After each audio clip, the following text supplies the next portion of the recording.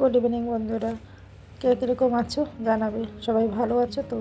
আজকে তোমাদের সামনে আমি একটা ছোট্ট লং ভিডিও নিয়ে আসছি যে আমাদের আন্দামানে যে পর্যটকগুলো ওরা যেখান থেকে ছোট ছোট বোটে করে কেপ দেখতে যায় সেটাই তোমাদের সঙ্গে আমি একটু শেয়ার করলাম। দেখো, আমাদের বারাটানের এসে কেপ দেখতে যায় যে কত সুন্দর জায়গা, সেটা ওনারা দেখে আসে এবং অনেক আনন্দ উপভোগ করে।